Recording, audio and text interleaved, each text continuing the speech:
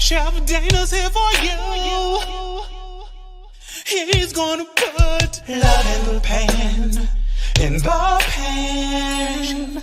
Taste and see. Love in the pan, in the pan. Dana's he's gonna put love in the pan, in the pan. Taste and see, it's all good. Love in the pan.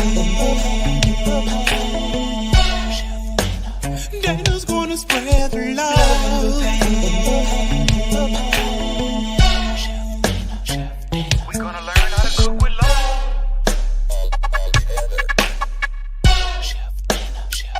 We're gonna learn how to cook with love.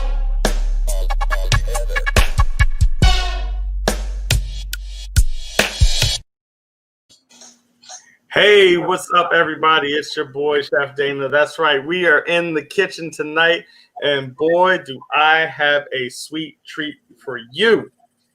I got my girl, Barbie Marshall, coming on here now. If y'all have watched Hell's Kitchen, y'all know that this girl can get down in the kitchen. She's not on there only once, but she was invited back twice. That's how strong of a competitor, how strong of a chef this girl is. Let me read you a little bit about my girl, Barbie Marshall, and we're going to get her on here. So Barbie Marshall developed a passion early for cooking, helping her mother in the kitchen of her family, Southwest Philly. Shout out to Philly. Philly's in the house. At the age of 5, she cooking with her mama at 5. She began cooking professionally at the age of 14 with a local caterer. She continued cooking for family and friends while attending high school at West Philadelphia Catholic High School before continuing her education. Wait, I didn't even know this part. Barbie is J. Woo. Y'all know how we do.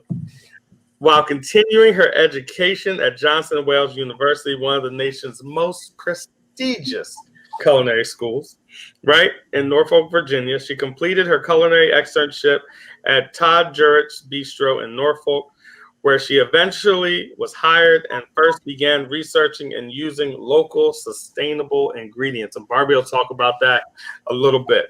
Her work with all things local and seasonal continued upon her return to Philly at 1224 Raw Sushi Bar and Sake Lounge, RX Restaurant, and SOOP Catering. In 2007, she accepted a position as a farmer. Look, this girl just wants to work hard. As a farmer at Green Meadow Farm in Lancaster County, PA. Her 3 years of intensive farming combined with her restaurant work led her to be called the farming chef. In 2012 and 2017, Barbie was a contestant on the popular Fox television show Hell's Kitchen with Gordon Ramsay, where she finished as a semifinalist. Since appearing on the show, Barbie has continued to work as a chef, as a consultant, and she now resides in Florida. I've had the pleasure of working alongside this girl at some different food events and food festivals here in Delaware, as well as judging up in Philly. So with no further ado, let me bring on my girl, my sister from another mister, Barbie Marshall. What's up, Barbie? Hi, how are you? Good. Thank you for all your kind words. And I thought we covered the J. Woo part. Like, if I did, I forgot. I'm like, wait a minute. I'm a Griffin though. I know they're Wildcats now, but I went back when it was Griffins. So look, I remember that. I remember the Griffins, and all of a sudden it switched up one year to Wildcats. And I was like, since when are we Wildcats? We both. I think we both. Mm-hmm. Right. We go back a little bit. But I'm super excited to have you on. It looks like the people are super excited to have you on as well, because they're already lighting up the comment section. So we appreciate the love coming through. We got some J. Woo in the building right here. Thank you, Melissa. Monique's shouting out Philly. Look, as soon as I say Philly, here come Philly. Here come Philly. You know that. You know how they do. Like, did somebody call us? Did somebody call Philly? Mm-hmm. Shout out to Philly in the house. Yes. All right. Well, thank y'all for joining us tonight. We appreciate all the love you're giving. I'll try to get them comments up and rocking for you guys. So we appreciate the look. They still coming in, Barbie. I see. I'm gonna have to put them on timeout for a second or something because they're still coming. All right. So, Barbie, tell the people a little bit about yourself. Look, I'm sad because you're down in Florida now. Look, we're supposed to be holding down the Northeast. Listen, the snow is holding down the Northeast, okay? And I'm getting older, and I do not like that weather. I do not. I did listen. I left, and I got here, and I'm on the Panhandle, so we still have a little bit of winter. Like some mornings, you wake up and it's wintertime, but by afternoon, it's late spring, and so I'm all right with that. In the same day? Yes. Like all in the same day? Yeah, I woke up one morning and they said it was 32 degrees with 9 minutes of snow expected. And by lunchtime, it was 75 and people were on the beach. And I was like, does this work? How? But I'm here, y'all.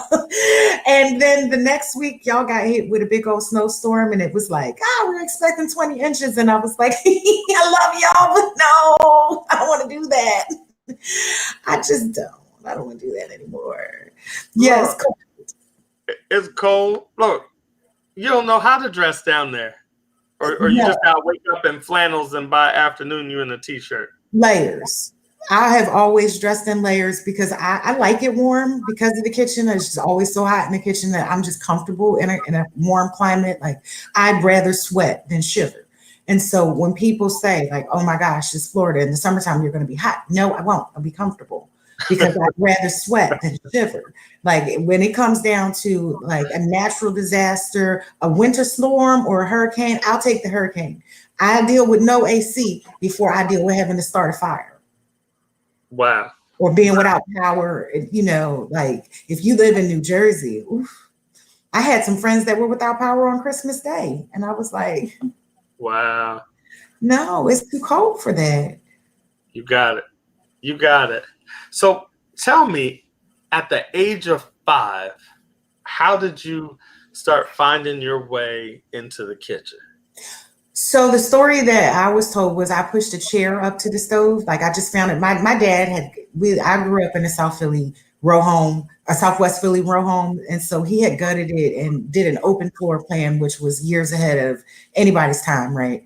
And so it was easy to wander into the kitchen because it was open. It wasn't like there were any walls to keep me out. And I just simply took a chair and pushed it up to the stove and decided to make a cheeseburger because that's what 5-year-olds wanted, cheeseburgers. So I started cooking because I could, and they just let me. And then I went through the pages of The Joy of Cooking, and anything that I wanted to cook, that was usually the go-to was The Joy of Cooking because it just was really easy to follow all of those recipes there.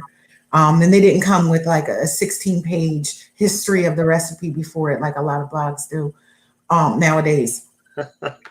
It was just the basics, like you want to make a pecan pie, here's the recipe, go. And so I just did throughout my childhood. I said, I take an interest in this. This is what I like to do because I like to eat. And I just never really stopped. I just kept going. And then unfortunately, I lost my dad to cancer when I was 14. Mm-hmm. And he had been a retired Philly police officer, and his partner had retired also and opened a catering business, which was called Ritz Hall. And he just retired.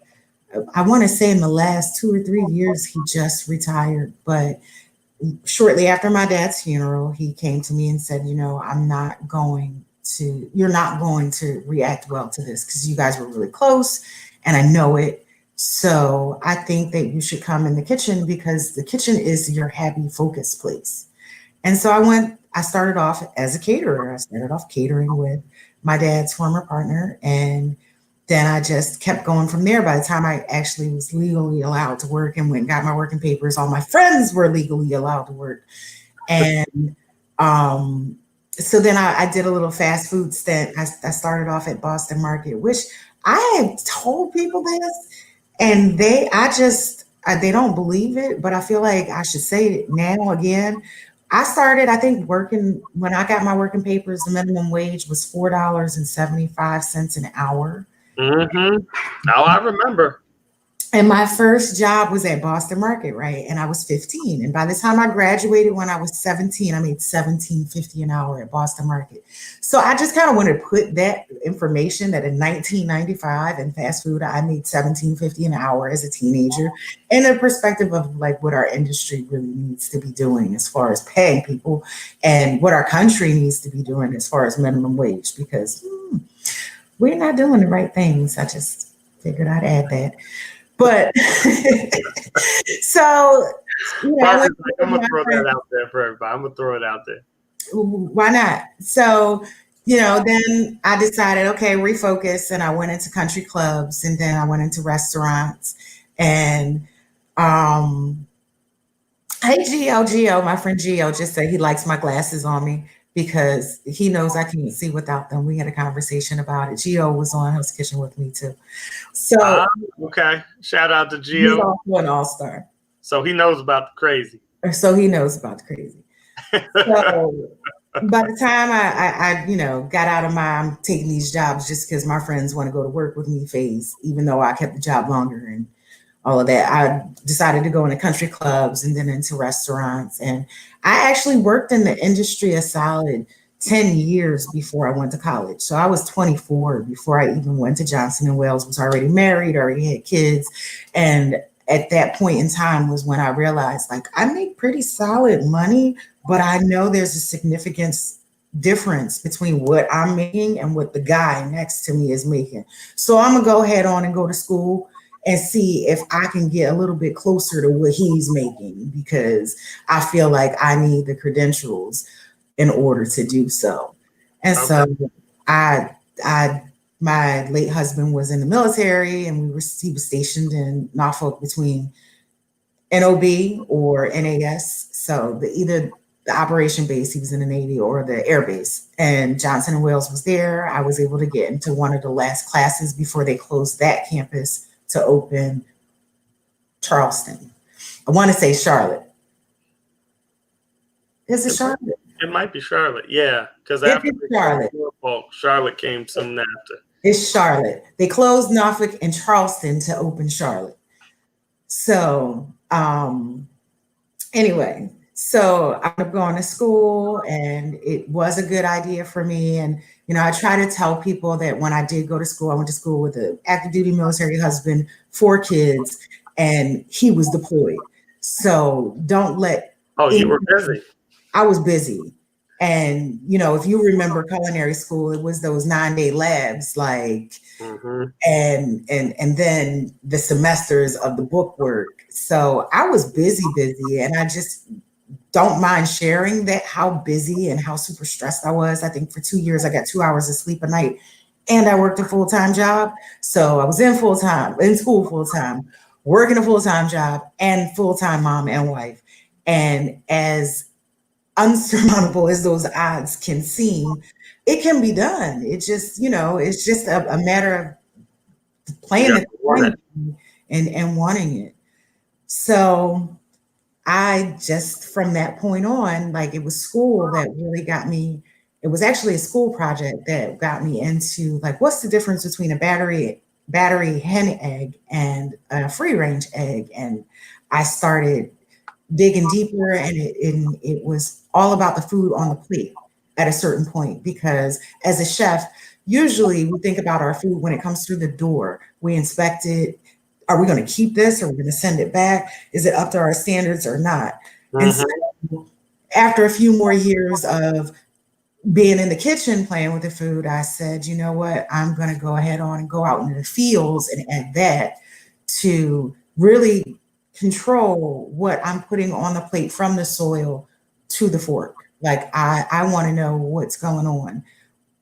And that's a great segue, because I was going to ask you, like, what got you into farming? Like, that's a huge, like, shift. And I can only imagine a huge amount of responsibility and work.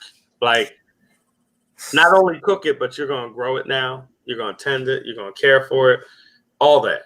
It's not even just about growing and tending and caring. You actually have to decide, what are you going to grow? You have to know This is the point in time. If you're gardening and you have you want to start a small garden, now is the time that you need to be going through the seed catalogs and thinking about what you're going to buy, get those seeds in, and be ready for spring, because you don't plant those seeds in spring. You plant them in the house right at the cusp when the days start getting longer, right at the beginning, so that when the frost is over, you can take your little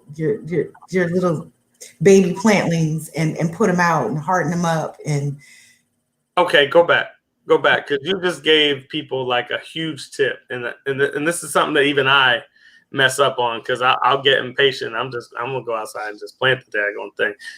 Tell them again how you're supposed to start planting before you move it out there to your garden. So you ever see those little, when you go to pick up, like, say, like flowers or mums or herbs, and they're in the little black containers, and it looks like an egg carton, except for plants. So you want to go pick up some of those, right? And fill those with soil and seed your seeds in those to start. And then as they grow and root, you move and graduate them up in size, 2 different vessels. And then as it gets warmer and you get through frost, that's when you're going to take your babies outside during the day and bring them in at night, because it still could get cool. And that's called hardening them up and getting them ready to go outside. And then once it's free of frost and we're good, babies are hardened up, then you take your little plantlings outside, put them where they're supposed to be, and watch them grow. Now, depending on what it is, because certain things, they come early, like berries, certain berries come early, but then certain other things come later, and they're better later, like Brussels sprouts. Those are better. They're fall. Cabbages, pumpkins. Those aren't things that you generally will start very, very, very beginning in the spring. They're usually later because that crop comes later. So you also can think about staggering. You can start your herb garden early, because the earlier you start your herb garden, then just the sooner you get to use stuff. And the more you use your herbs, the more your herbs will grow. So, tomatoes will be ready around about the 4th of July with the corn. And you just have to sit and think, how am I going to grow, and how much space do I have? Because I often see, I have a friend, she said she wanted to start a little garden. What she was really trying to do, based on how much she seeded, was start a boutique farm, because she had about 10 pumpkin vines. And I was like, girl, do you know how many pumpkins grow on one vine? Just plant one, maybe 2, just in case they didn't make it. And then, you have to think about the animals and pest control and what you're going to do, and bugs. I'm not into bugs. I am a city girl, so I did find myself out in the country raking and dealing with skunks and deer. Sounds like my wife. She's like, Tisha, don't do bugs. No. Yeah, I mean, and I tell you, you would find me out in the field in July in long sleeve shirts and overalls, and I might be sweating, but there was no chance. It would be a white shirt, a white long sleeve shirt. No chance of a bug being on me and me not knowing about it. No. All right, look, we got a couple questions. You mind if we take a couple questions here? So here's one. It says, Chef Barbie, do certain things grow better in certain areas? Me and my son are putting a garden together this spring. Yes, absolutely. Some things grow better in shade. So if you think about in the springtime, one of the first things that comes up that I had in my garden were fiddlehead ferns. And so they like a shady spot. So you can plant things based on edible things, based on what kind of light they like to grow. And usually on your seed packet, it will tell you what depth it likes to grow, what kind of soil it likes to grow in, and what kind of light it likes. Some things do require full sun. Some things require partial shade. So you do want to pay attention to what the seed packet is instructing you to do, or even the seed catalog. Okay. Now I got another question. It says, will you be doing any New Year's eat healthier or lifestyle changing tips in the near future? Well, I believe that everything in moderation, including moderation. So I try to eat healthy and I splurge a little bit too. So I tend to just walk the fine line between that. If I would say anything healthier, it would be more cooking at home, especially during COVID times like now. Like I think that we've had to do more cooking at home, so maybe less processed things. And just maybe as far as new activities, my family thinks that I should do reaction videos to cooking videos, like home cooking videos. And so my family and friends have decided that I should do that in 2021. That would make them feel really good. I could totally see you doing that. Anybody that knows you'd be like, yeah. That would be her. She's gonna keep it 100. So that's what the plan is. Here's another question. What kind of plants would you use for, or would you advise for a pure beginner that's starting a garden? I would start with herbs because you're going to use those the most. Tomatoes are really easy to grow, but just try one tomato plant. If you want, you can go right to the nursery instead of starting things from seed and just pick up the plants and keep going from there. And Mike was on Hell's Kitchen too. My Hell's Kitchen people. Who's that? Mike was on here too? Mm-hmm. Look, shout out to Mike. Let's pretty see. Baby girl. Here's another one. What did Raymond say? Oh, how to grow in a container and what grows best in them. So you can grow in a container just like you grow in soil, with the exception when you plant directly in the ground, the plant's roots have access to all of the soil. So if you're going to plant in a container, then you have to make sure that that container is big enough to give substantial nutrients to the plant. So you don't want to. You can put herbs in a small container, but you can't put tomato plant in a small container. You can, as the root ball grows, you want to continue the size of the container. So that's what happened to my green beans. I didn't give them enough. Like my green beans shot up so fast, I was like, "Oh Jesus, these are going to be off the hook." And then there was, well, it wasn't a container, but I got this little planter box, and they shot up super fast, and all of a sudden it was just like skirt. And it wasn't doing nothing. Did you give them anything to grow up? See, what had happened was, right? And it was my first time growing them. So green beans need. What do we call green beans? Green beans. What else? I don't know. String beans. It's not because they're stringy. It's because the vines need something to grow up, and it's usually string. Where were you look at the package is called a pole bean. Between the poles are strings so that the vines can grow up. Where were you at last summer? I was struggling with them beans. I was like, you know what? I'm tired. I can't. They looked beautiful. But like when they came up, I was like, oh, these things came up so fast. And then it was just like freeze. They wasn't doing nothing. And your planter box might have been too small. So. Yeah, I think it was. I was ambitious. I really was. I was ambitious. And I was like, oh, because normally I do herbs. And then I'm like, you know what? I'm doing string beans. I'm doing, what else I do? Tomatoes. And I did something else. And I think all my planter boxes were just too small. Well, there are quite a few herbs that are perennial: sage, thyme, rosemary, but it has to be a hardy rosemary. Not all of your herbs are going to be able to come back every year. So, your umbelliferae, parsley, cilantro. Umbelliferae is the scientific genetic code for that particular family. And under that family, parsley, carrots, parsnips, chervil, they're all things that grow with an umbrella-like leaf. So those are things that you're going to have to replant every year.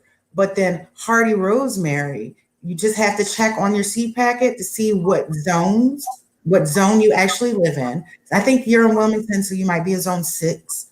just means you get winter. So you will have to find a rosemary that's comfortable wintering over. So if it says that it's up to 0 Yeah. degrees. So when you see that lingo on the back of the seed packets, and you know what? I've never actually explained this to anyone. So I'm glad that we're talking about this, that this came up this way, where, on the back of the seed packet, it will tell you everything that you need to know about growing it Mm-hmm.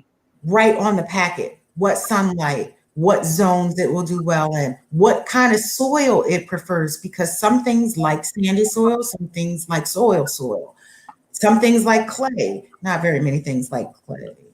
Um, it's dense and hard. But So I messed that all up last summer. That a little bit. All right, I'm coming back in 2021 though.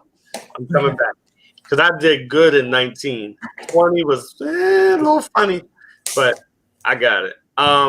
Melissa says, are there any suggestions with cilantro growing? She's having a hard time with it staying alive for a long time. What's a long time? Because cilantro, once it gets to a certain temperature, it goes to what we call it bolts, and it goes to seed. And so cilantro is very tricky to grow. I would just suggest multiple plantings over the season because it's quick to grow and it's not usually that expensive. But I will also like to say when it goes to seed, before it gets to flower, because it gets these little white flowers, but it gets these little green seeds.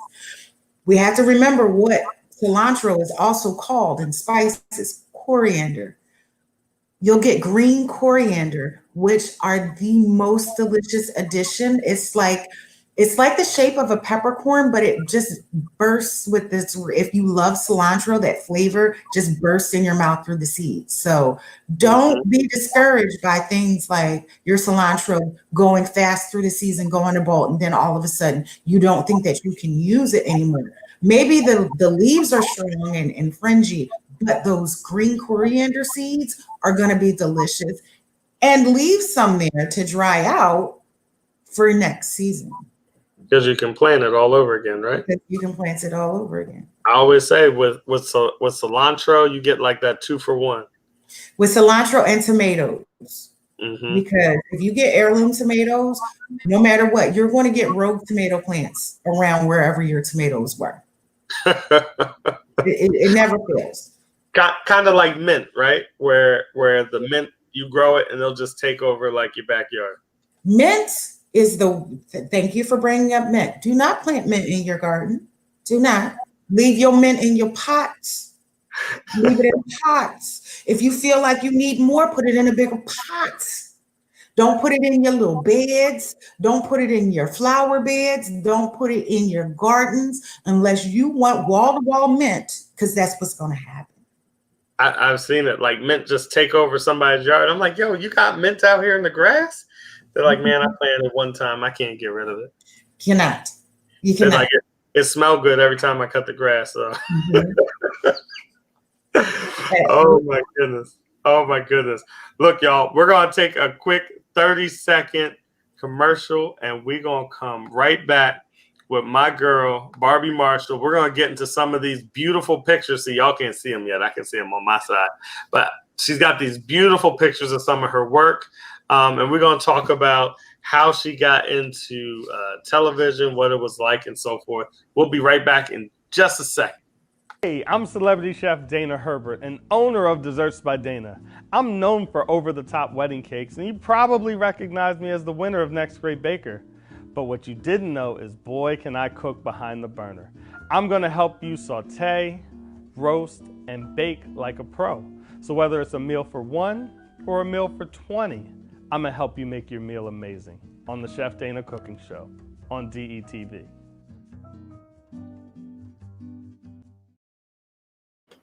Now, for y'all that are just joining us, y'all have been missing out on a treat. I've had my girl Barbie Marshall on here. We're getting ready to bring her back on.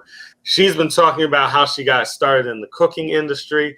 Also, she's been dropping some serious knowledge about farming and growing gardens and so forth. I mean, just talking with this girl, I done picked up like 7 tips already. I'm like, oh, I see what I did wrong last year. I see what I did wrong right there. I see what I did wrong the year before. I'm trying. And I forgot Barbie's like a pro when it comes to this. So let me bring my girl back on, my sister from another Mr. Barbie Marshall. Woo! She's in the building, y'all. And we've been talking all about culinary and farming. I know y'all have been asking a bunch of questions. Look, somebody even said, yeah, mint was growing outside my house. I don't even know how that got there. So listen, that's all I remember, somebody telling me they used to grow a lot of herbs. They said, man, whatever you do, you better get a handle on that mint, because once it starts going, you cannot stop it. It just grows like that. All right, so look, I'm going to show y'all some of the pictures of Barbie's work here. Let me see, where am I at? Here we go. This girl's got some beautiful work. She got me hungry right now. Hold on, what's one of my favorites? So I'm going to turn our cameras off, Barbie, so they can see our pictures real clear. Okay. So I'm just turn our cameras off. How do I do that again? Oh, there we go. Stop camera. No, I just want to stop the cam. There we go. That's me. Boom. Here we go. I'm going to turn off the comments so they can see your pictures clearly. And all right, y'all, look at this. Barbie, you got to tell us, what is this that I'm looking at? And do you have a fork handy? That's all I'm saying.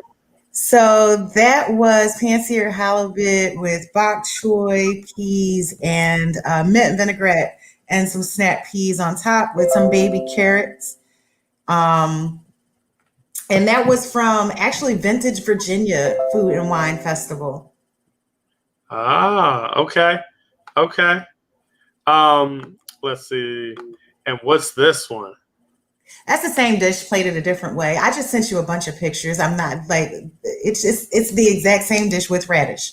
But it's so clean and so simple. This is the artistry that chefs, true chefs, are able to just execute time after time again. So what we got here? Oh, you know what that's from? That is a beet terrine that I made with some goat cheese chef, macadamia nuts, and looks like beet leaf salad and some microgreens. So the microgreens will probably beet too. But that's from remember when we did the Mid-Atlantic Food and Wine Festival? That's from Yes. That was from okay. I was trying to pick pictures that would make sense for us, you know. Okay. All right. What we got right here? So this salad I actually put in because right now is a good time for if you're from Philly, sometimes you have the Feast of the Seven Fishes before Christmas Eve. And I wanted this so much this year, but it's just a poached seafood salad with orange segments and just lettuces with a simple citrus vinaigrette. But I don't know, that's what I wanted for Seven Fish. That looks delish. All right, so what you got going on here? Oh, that actually is from home. That's just shrimp and grits with a egg. Look, she's like, that's just how we do around here. That's from home. Where everybody else is eating oatmeal, she's like, I got my shrimp. All right, look at this one, y'all. Isn't that beautiful? So those are rocks, oysters, Rockefeller. But I love this picture because I was actually at the time an executive chef of a private rail car, and it attached to the last car. It was the last car on an Amtrak line, right? And so this particular trip that I went on went all the way around the country, and I got those oysters in Seattle, and I just thought that they were so gorgeous that they needed a picture. Tell them about that, Barbie. I remember we were talking right before you were like getting on that train. I'm like, you doing what? And she's like, I'm going all around the country. Tell them about that experience. So it was actually a really great experience for me because it was like going back in time. There was a time in our country where business class was actually the railroad. and people had cars on the railroad. They had their own private rail cars to travel around the country and do business. And the rail cars had bedrooms, bathrooms, a kitchen, quarters for the service people. And it is one of the little mementos of the past of post-American life that we don't experience much of anymore. But it's part of Black history also, because it was the Black service industry of the railroad work that we did, where, there were literally bells and whistles for if the guests needed me, they could push a button from any room on the car to ask for me, the chef, or the steward, because I had a steward along. But everything was just so tight on space. And we would, let's say the first step was from DC to Chicago. So I had to be stocked and capable of making every meal between DC and Chicago. But then when I got to Chicago, I'd have to get off. The steward would have to address the rooms, and I would go shopping and prepping, because I did bake a cake while the train was moving, but it was for us. I don't recommend. It was so much fun though, because an Amtrak train can really get some speed on it. So we would hit like 85 miles an hour, and all my cabinet doors were open, which were all latched, and things would fly out. But they were only good till about 75 miles an hour. So it was quite the wake up. But it was an experience to, sometimes fall asleep in Chicago and then, or somewhere between Chicago and then wind up in Las Vegas, and then from Las Vegas wind up in California, and then go up the coast to Seattle, and then across the country back to Chicago. So I was able to stop at all of those places that we stopped and go shopping and experience local things and breads and ingredients, and didn't have to drive, which was awesome. That's kind of cool. So how long were you on that journey? That particular, the best one was about 3 weeks. What, about 3 weeks? So it took about 3 weeks to go from one side of the country, kind of circle around, go to the West Coast, and then come back? Yes, but that included stopping and spending days in certain cities. Like, I see. It was the same guests. It was like a big birthday party, and they wanted to go all around the country and stay in certain places. So I had a couple days off here and there. I probably walked the most in San Fran, because San Fran was just amazing, and I got to see way more than I would have if I'd just not been working. So that's one of the things that I absolutely do love about our industry, is that it can take you so many places. Look, Mike said Barbie needs to start running an Uber Eats enterprise from home. Look, my girl get down in the kitchen. Look, let me show you how popular Barbie be. If you walk into somewhere and you with Barbie, this is what's going to happen right there. All and right, you'd be like, hi guys, I'm here too. Nope, it's Barbie. So this is one of my favorite pictures, only because the Girl Scouts of America had invited me to speak and make a dish. So I do have a recipe using Girl Scout cookies and banana pudding, because why not? And these girls were just so friendly and just excited to meet me. And, it just made me feel like so proud, because we know that I can, get real, to be an example to them. And they were just so adorable. So adorable. That is awesome. Awesome. So I know I got to ask a question that everybody's burning to ask. What is it like? Can you describe to them what it's like, the amount of work that goes into getting into television? Well, okay. So my story is completely different from everyone else's, and it's going to sound really easy. And I know you got some other alums on here. Was it Mike's on here? And who else is on here? And Gio's on here. So my story started with loss. I lost my husband, and I was homeschooling my kids because it was just a necessary thing to happen. And one day I was talking to them about the importance of me thinking that they should go to college and giving them you should go to college or trade school or something like that talk. And my son, my youngest son, looked at me and said, "But mom, you went to college and you don't work, you're just a caterer." The what? The what? The what? Look, I had the what? No, you. And I was like, and he added, "But you're just a caterer. You went to college." And I was like, "Boy, I run a business. I have taken you out of an unhealthy environment to homeschool you and made my work schedule around being mom first. Are you kidding me?" Right?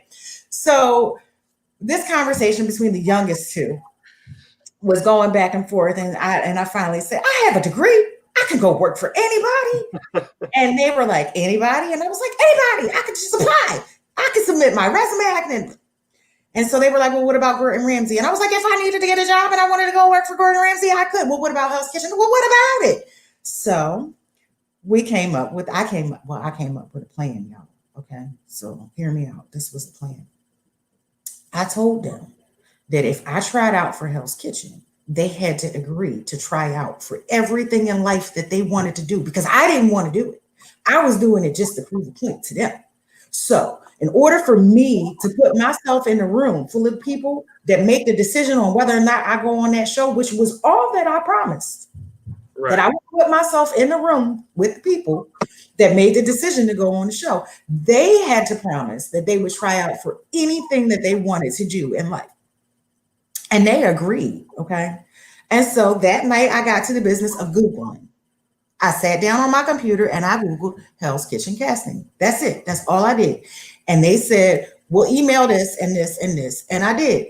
And then within a couple of hours, they said, "Oh, hey, we're having an open casting in Philly in 2 days. Be there." And so I did.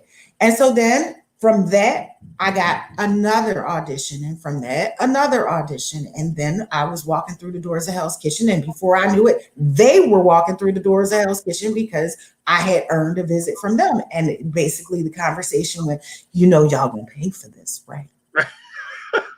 Oh, y'all owe mommy one. Y'all owe me. And so at that point, I was just like, whew, this is a lot. I had no idea. I had no idea what I had opened myself up to. I had no idea when it aired that I would have a limited relationship with privacy. I had no idea that would happen at all. I did not even know that Hell's Kitchen aired in 31 countries. I didn't even know that until after I was in the midst of it because I went there to prove a point as parents. Mm-hmm. And so some years went by and people said, "Are you going to do it again? Are you going to go on Chopped? Are you going to go on Cutthroat Kitchen? What are you going to do next? What are you going to do?" And I was like, "No." What do you say? "I'm chilling.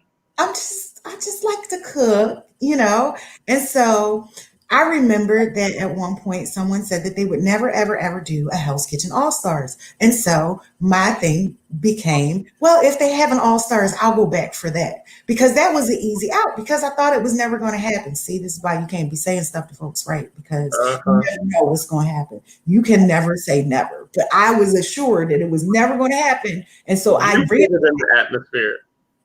I ran with it for a long time. And then one day I got a phone call and they were like, hey, we decided that we're going to do an all-star season. And can you come out? And I was like, whoa, now I have to because I then took my foot and put it right here in my mouth and told a bunch of people that I would go back. And so that's how I wound up back. So I did get invited. And then I went because I said that if they ever did, that was the circumstances. So, yep, spoke it into existence. That's what happened. I just put it on out there and it just happened. So I got a question here from Pam. And Pam is asking, do you still stay in touch with Chef Ramsay or any of the crew? Well, yeah, of course, because I mean, it's not on a regular basis. We all have lives, but you see, Gio was here, and Mike, who wasn't even on a season with me, was in here, and we do form relationships, and if you watch, you'll see that there are probably some people that you're wondering, do I keep in touch with them? And no, don't. You just There are some big no's and then there's some yeses. Right. Mhm. I mean, I even say like with the shows I've been on, and especially ones that lasted a season, where you got all those episodes, you do create a camaraderie with some of the people that you are on there with because you're kind of going through hell at that moment. And it's Mhm. almost like y'all pledging together. Like, look, we just try and get through the day and get to tomorrow and the next day, and we'll see where we're at the end of the week. And then sometimes you just don't get along with everyone, and that's okay too. And I don't think that people accept that it's okay that sometimes you're in a position, and in that position when you're just locked in with people that you know that you would never be friends with outside of that, you can just fall back. And that's kind of how I was. Like, you can be over there and I can be over here, and we just don't cook. Sometimes I think the way like they painted that fallback was like, oh, she doesn't want to be a team player. Now I knew better. I was like, oh no, she working. She getting it in. But of course, sometimes through editing, they just accentuate it a little bit. Yep. Well, they also like to have us as characters portrayed as sometimes Oh, yeah. angry, but I match energies. How we know today? Most of the time, I wake up pleasant and nice, and if you decide that you don't want to be that way, well, come on, let's do this then. What do you say? I can switch over to the other Barbie. We can switch. Like, you don't want coffee this morning? Okay. Now, is it as hard as it looks on Absolutely. TV? Absolutely. It is absolutely difficult to, those challenges. Those times are real. There is no like start and stop. It's not like, oh, you know what? You have 20 minutes to make a dish with these ingredients that we just shoved at you. But that 20 minutes is thinking of, well, what am I going to make with these ingredients that you just shoved at me? And I have to prepare this dish now. And sometimes as a chef, it can take us hours, years to develop a dish, but now you have 20 minutes to develop and prepare it. So it is not something that is easy. So when you see, no matter who was on the show, whether they got along or not, when you see the chefs get that work done, there's a level of respect that has to be commanded for that. You'll see that someone has made a mistake. They might have left something that shouldn't have been there. They may not have cleaned something properly, but you have to remember that from concept to execution, that was 20 minutes. And some of y'all can't even get your oven warm in 20 minutes. I mean, Yeah, it's very difficult. Let's see. Mike's asking, what's one portion of the show where you were just like, no way it happened? What did he say? Hold on. no way it happened that way. Yeah, no way it happened that way. That's a hard one. Because a lot of the times that I was on the show, it happened that way. It happened that way. Happened that way. But you know what? Someone told me that I said something, and I still do not know. I don't think that I said it that way. I was on like Reddit, and someone said that there was a guest on, and I said Black girl power to her, and I was like, no. I'm fairly certain I said Black girl magic. Uh-huh. I would never have said Black girl power unless I was super nervous and it came out all the way wrong. But what I meant was Black girl magic. Uh-huh.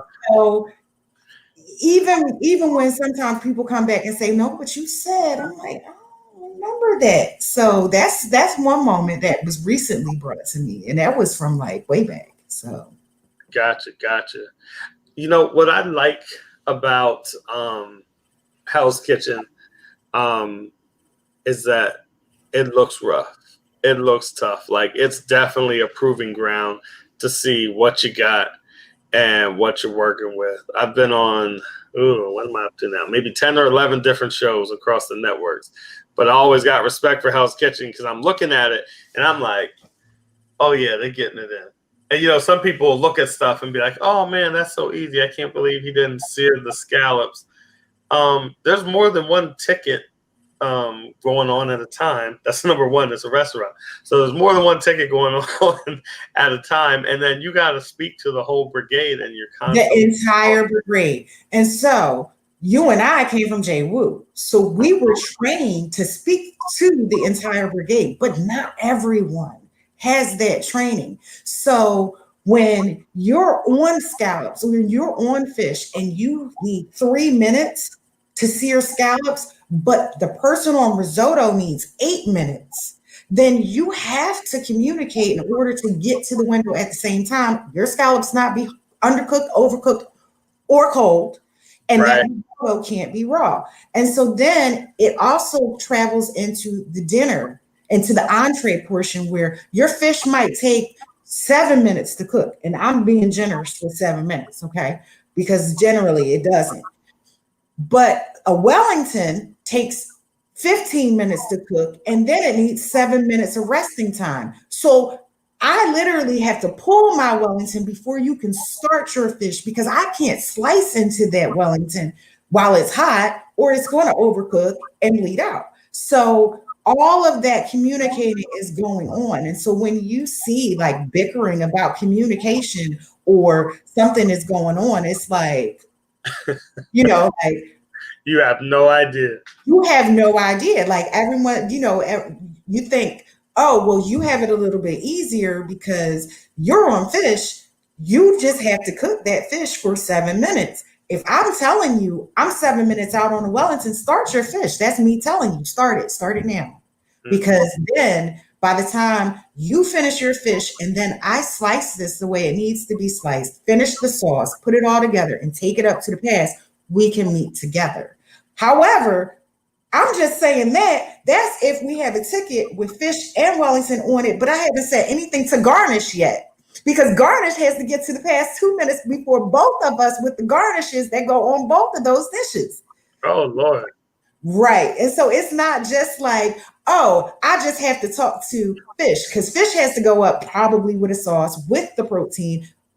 Meat has to go up with the sauce, with the protein, and then garnish has to go up with everything else that goes on that plate. So if the beef Wellington has mashed potatoes and glazed carrots, they have to go up there with mashed potatoes and glazed carrots just for the Wellington. And then the halibut, maybe it had a poached egg and something crazy else that went on the plate, but everything else that went on the plate, and it's always 2 or 3 items, has to go up with the other things. So you're on garnish and you have 16 pans going for 2 tickets at any given time. And then you have to be up there 2 minutes before the proteins. So with all of the timing, that's why when it comes down to deliberating and who wasn't talking to who, it gets very passionate. So what's the worst station to be on, in your opinion? The headache of all stations? In my opinion, the last finale that I was in, I was on hot apps, but it was hot and cold apps. And so for me, that was it was hell, because I had risotto and crudo. How am I supposed to lay out this raw fish and stir this pot of rice at the same time? So that was pure hell to combine, because it was essentially 2 stations that were merged together. And now all the people are gone, so you're doing both. And then that station had to get everything out, the entire, like all of the orders out, because that's where all of the hot and cold apps come from before anybody else could do anything on entrees. So it was like, oh, you know what? I just, instead of breaking this down into 2 things, into 2 partials where somebody could slide and later do entrees, I was put in a position to have to do every appetizer for one side of the kitchen. And I did it. She's like, I did it. And I was like, oh, hell, stir that rice. I had to delegate on it because it was like, I had this one tuna dish that I had to touch the plate like 37 times. And these things, like at home, you're like, what does that mean? But, when you put anything on a plate, that's what we call touching a plate. So when you're at home, you think you may touch your plate 3 times: meat, potatoes, vegetables. But in a professional application, your plate that comes out to your table may have been touched in excess of 15 times, because when you eat with your eyes first and you see everything is like placed, that's touched. It's been touched in a good way. Mm-hmm.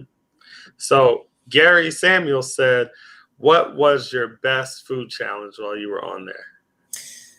So my favorite food challenge while I was there was actually back in season 10. We had some beauty queens come on, and we had to instruct them on how to prepare. It was a chicken parmesan dish, okay?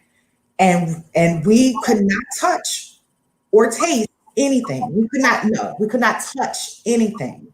We were not allowed to do any touching. We had to talk these beauty queens through making a chicken parm dish that Gordon Ramsay had just showed us how. And so the most hilarious moment of that for me was when we got to the ingredients, took the towel off, and it was a whole chicken. So I had to talk her through not only making marinara sauce and pounding chicken, but I had to teach her how to butcher a chicken just through words. So I think that in regards to me and teaching, that was the best challenge for me, because now in 2020 COVID America, we're learning things virtually, and it was the first step of me telling someone what to do without actually physically being able to connect with them. So that was the best challenge for me. It still is, because I'm still learning from it. Wow. So you got her to handle her business, even though you couldn't touch it. I won that challenge. We say you won that challenge. Because I'm trying to remember, what were you on your first season? You were what, top 4? Yes. And I was like, I know she's not going home. This is some bull bleep. You know what I mean? You did a outstanding job. I'm just going to say that. You did. I was all right with it, because I told my kids, I said, I can't promise you that I'll win, but I'd like to get a black jacket. Once it was clear that that it was happening and that they were going to owe me, I immediately said, I can't tell you that. I can't promise you that I'll win. I can't promise you that I'll want to, because at that time the babies were like 12 and 14, and the job was in Vegas, and I was like, I don't know if I would want to pick up and move. I just bought a house. This is a lot. Like, I bought this house so that they could finish school, and moving to Vegas. I was like, it's a whole lot of stuff legal there that I don't want to take my teenage son to be around. I can wait until they're 21 to take them. Yeah, I know what you mean. You're like, maybe later. Maybe. I feel you. The big guy is always moving in mysterious ways. Always moving. He said, nah, not yet. Not yet. All right, let's see. What's this question Mike just asked? Mike said, any plans to try Chopped, where you're literally just thinking and creating on your feet with mystery ingredients?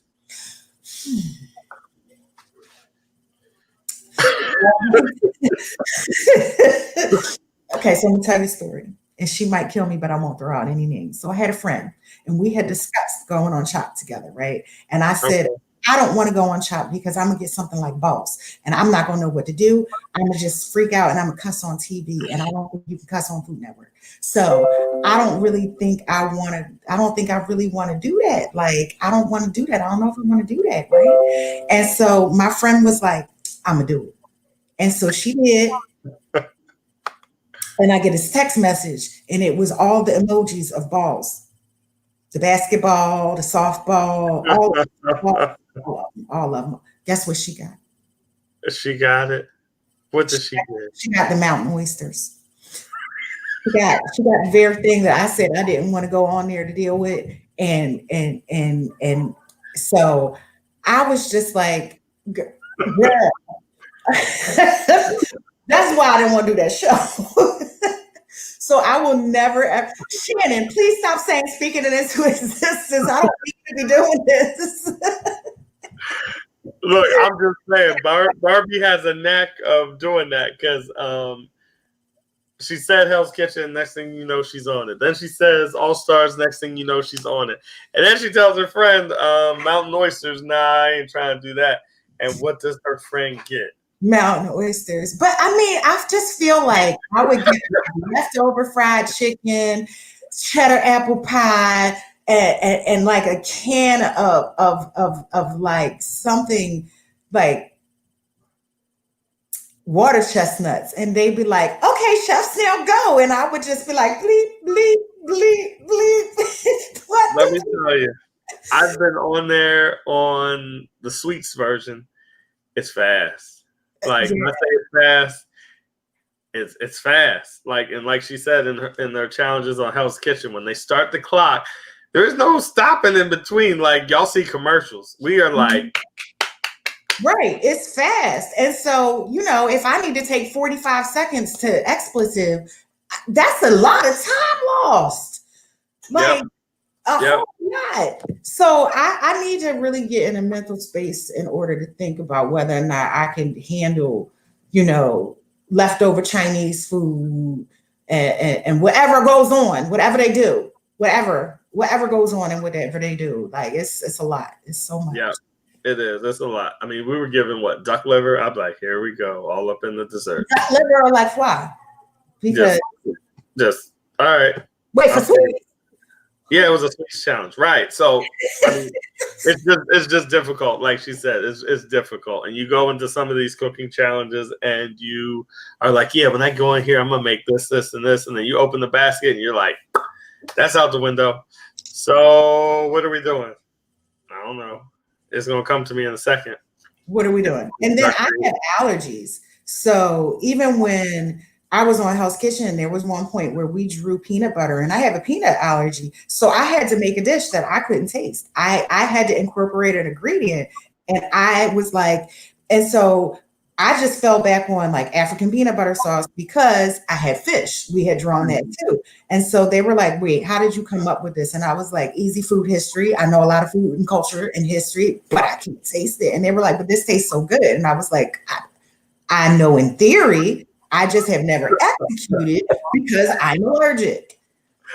She hit y'all with the shabba dabba dabba dabba, and that's what she did right there on y'all. Booyah.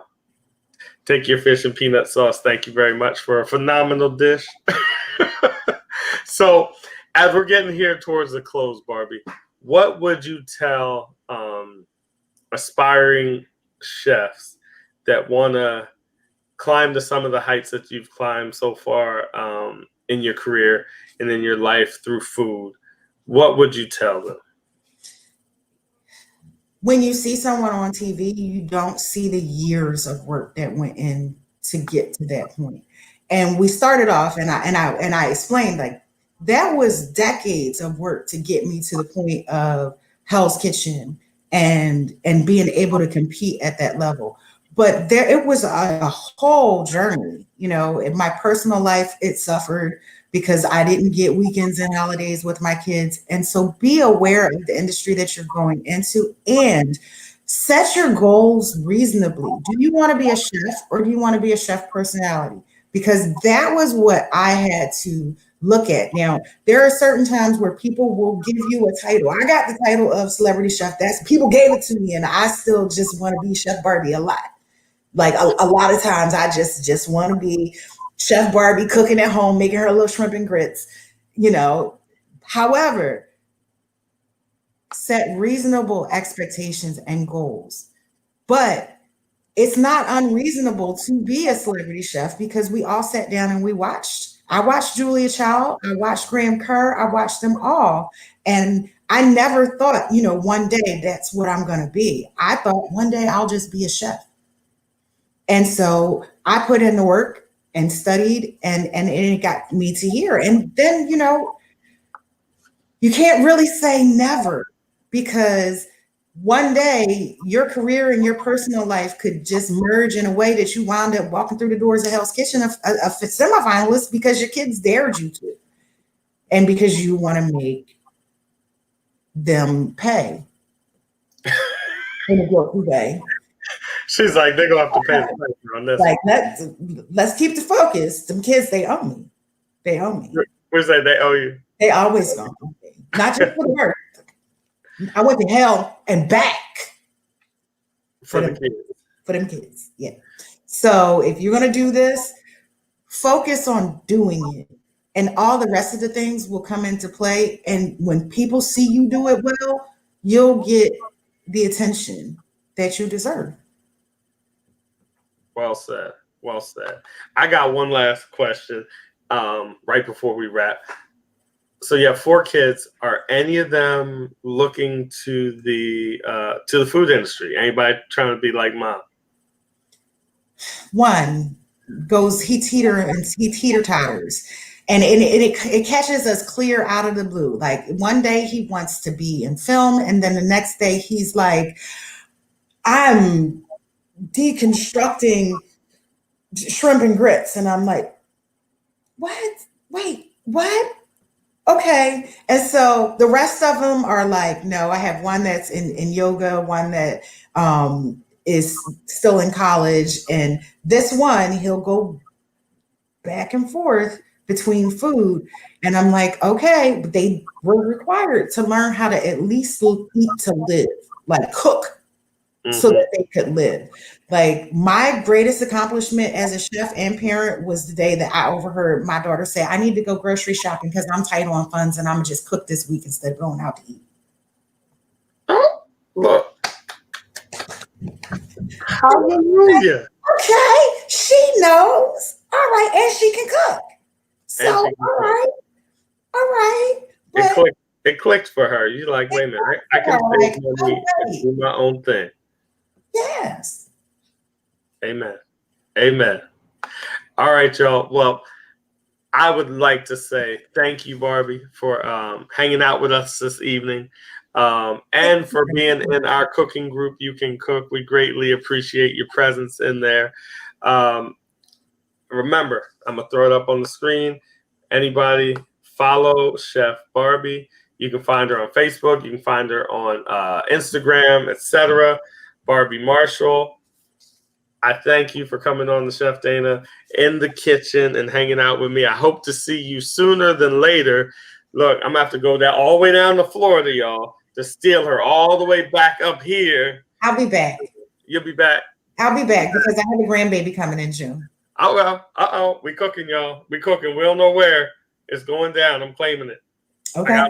I gotta let her speak it into existence, but I'm gonna claim it after she do. All right. Okay. Have a good evening, everybody. You've been in the kitchen with Chef Dana and Barbie Marshall. Be safe, and we'll see you next time.